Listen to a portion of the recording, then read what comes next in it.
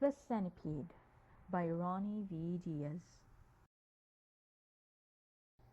When I saw my sister, Delia, beating my dog with a stick, I felt hate heave like a caged, angry beast in my chest.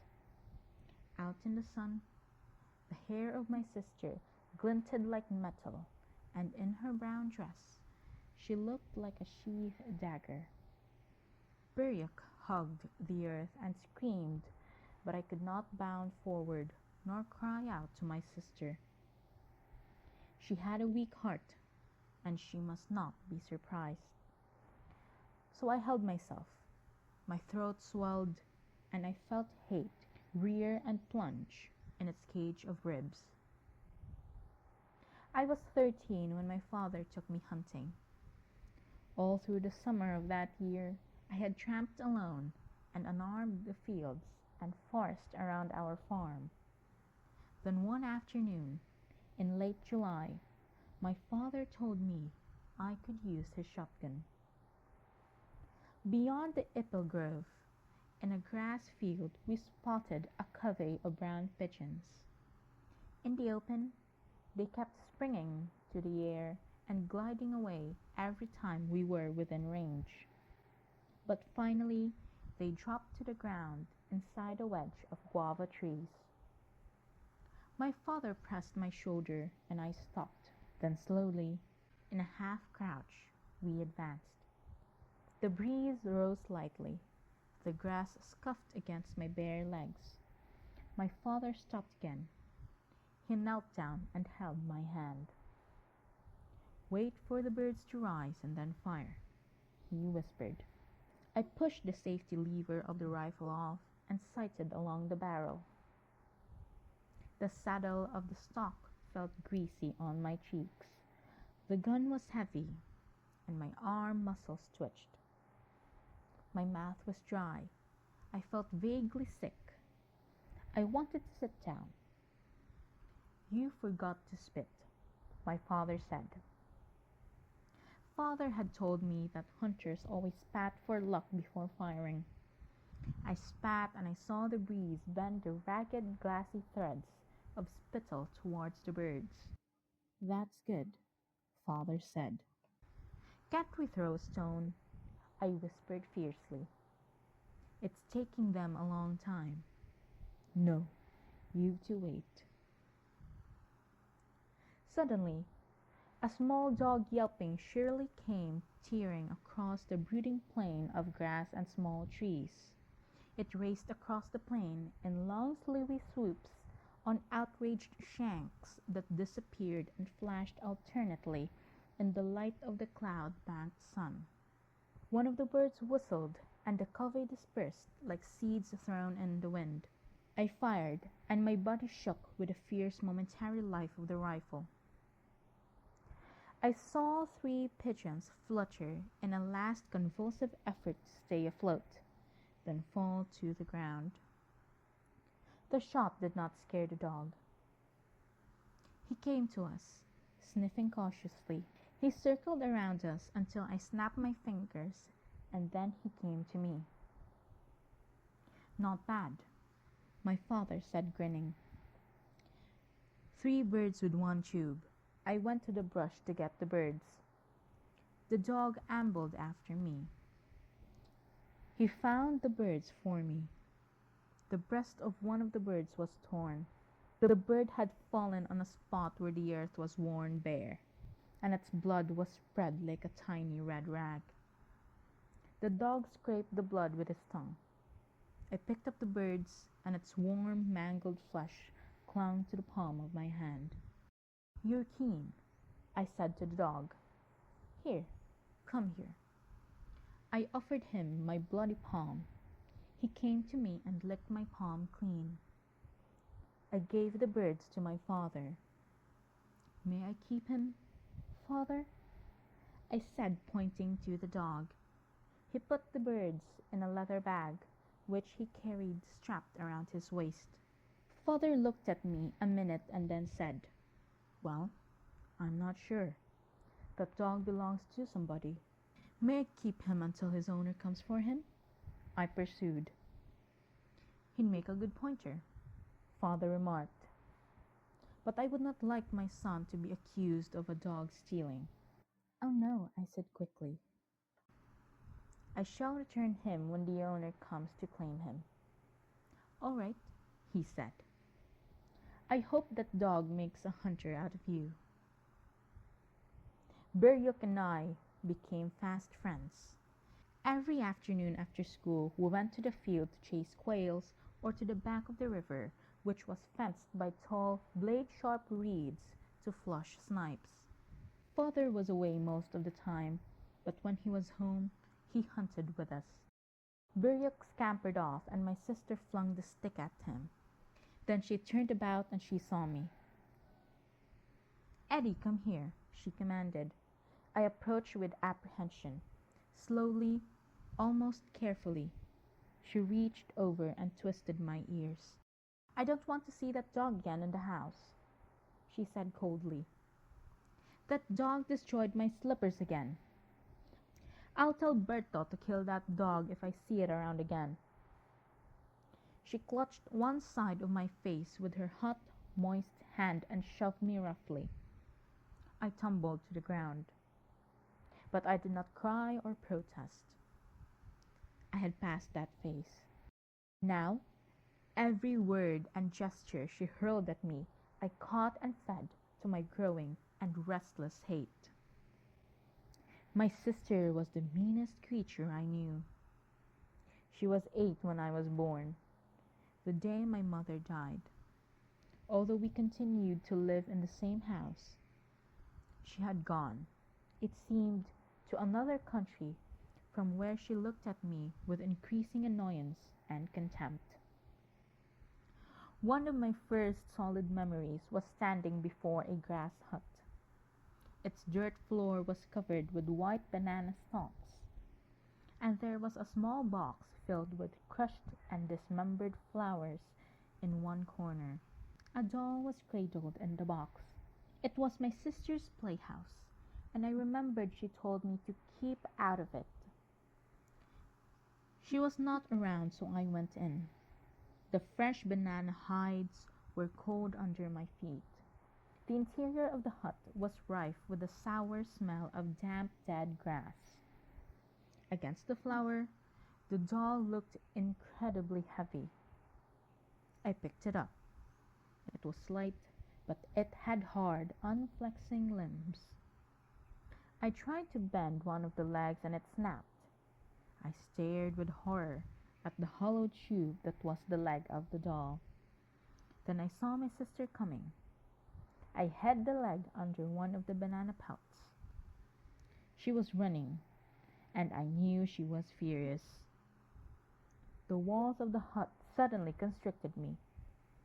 I felt sick with a nameless pain. My sister snatched the doll from me, and when she saw the torn leg, she gasped. She pushed me hard, and I crashed against the wall of the hut. The flimsy wall collapsed over me. I heard my sister screaming. She denounced me in a high, wild voice, and my body ached with fear.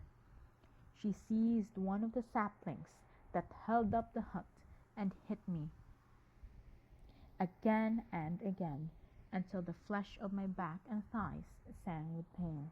Then suddenly my sister moaned. She stiffened. The sapling fell from her hand, and quietly, as though a sling were lowering her, she sank to the ground. Her eyes were wild as scud on the edges of her lip. Drawn tight over her teeth quivered a white face of froth. I ran to the house yelling for father. She came back from the hospital in the city, pale and quiet and mean, drained, it seemed, of all emotions. She moved and acted with keen perversity and deceptive dullness of a sheathed knife, concealing in her body that awful power for inspiring fear and pain and hate, not always with its drawn blade, but only with its fearful shape, defined by the sheath as her meanness was defined by her body. Nothing I did ever pleased her. She destroyed willfully anything I liked. At first, I took it as a process of adaptation, a step of adjustment. I snatched and crushed every seed of anger she planted in me. But later on, I realized that it had become a habit with her. I did not say anything when she told Berto to kill my monkey because it snickered at her one morning while she was brushing her teeth. I did not say anything when she told father that she did not like my pigeon house because it stank and I had to give away my pigeons, and Berto had to chop the house into kindling wood. I learned how to hold myself because I knew we had to put up with her whims to keep her calm and quiet. But when she dumped my butterflies into a waste can and burned them in the backyard, I realized that she was spiting me. My butterflies never snickered at her, and they did not smell. I kept them in an unused cabinet in the living room, and unless she opened the drawers, they were out of her sight.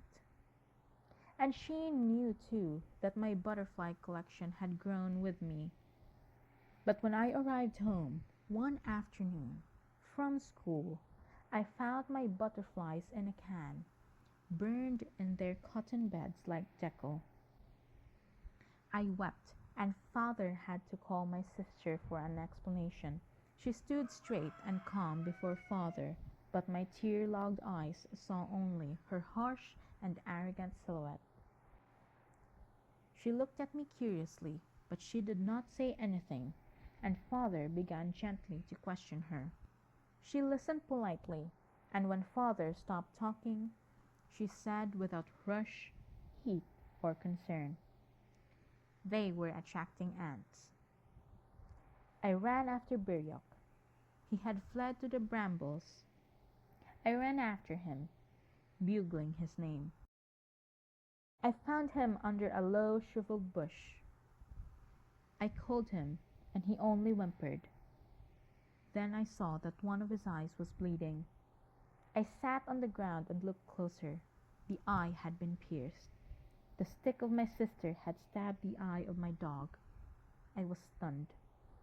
For a long time I sat motionless, staring at Biryok. Then I felt hate crouch. Its paws dug hard into the floor of its cage. Its bunched muscles tensed. It held itself for a minute, and then it sprang, and the door of the cage crashed open, and hate clawed wildly to my brain. I screamed. Biryok, frightened, yelped and fled, rattling the dead bush that sheltered him. I did not run after him. A large hawk wheeled gracefully above a group of birds. It flew in a tightening spiral above the birds. On my way back to the house, I passed the woodshed. I saw Berto in the shade of a tree splitting wood. He was splitting the wood he had stacked last year. A mound of bone-white slats was piled near his chopping block. When he saw me, he stopped and called me. His head was drenched with sweat. He brushed away the sweat and hair from his eyes and said to me, "I've got something for you." He dropped his axe and walked to the woodshed. I followed him. Berto went to the corner of a shed. I saw a jute sack spread on the ground. Berto stopped and picked up the sack. "Look," he said. I approached. Pinned to the ground by a piece of wood was a big centipede. Its malignantly red body twitched back and forth. "It's large," I said. I found him under the stack I chopped. Berto smiled happily. He looked at me with his muddy eyes. "You know," he said, "that son of a devil nearly frightened me to death." I stiffened. "Did it really?" I said, trying to control my rising voice. Berto was still grinning, and I felt hot all over. "I did not expect to find any centipede here," he said. "It nearly bit me. Who wouldn't get shocked? He bent and picked up a piece of wood. This wood was here, he said, and put down the block. Then I picked it up, like this. And this centipede was coiled here, right here. I nearly touched it with my hand. What do you think would you feel? I did not answer. I squatted to look at the reptile. Its antenna quivered, searching for the tense afternoon air. I picked up a sliver of wood and prodded the centipede. It uncoiled viciously.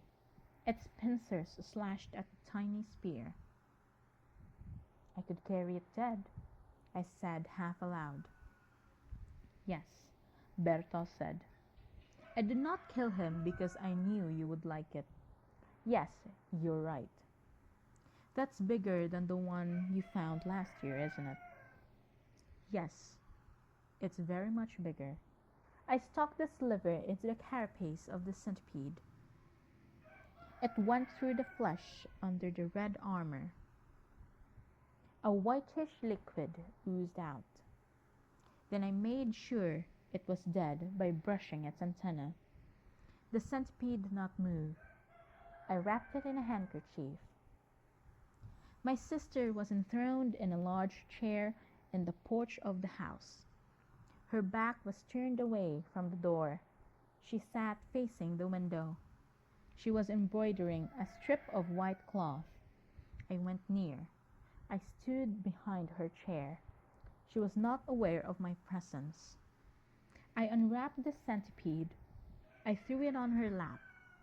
My sister shrieked, and the strip of white sheet flew off like an unhanded hawk. She shot up from her chair, turned around, and she saw me, but she collapsed again to her chair, clutching her breast. Doubled up with pain, the centipede had fallen to the floor. You did it, she gasped. You tried to kill me. You've health, life. You tried.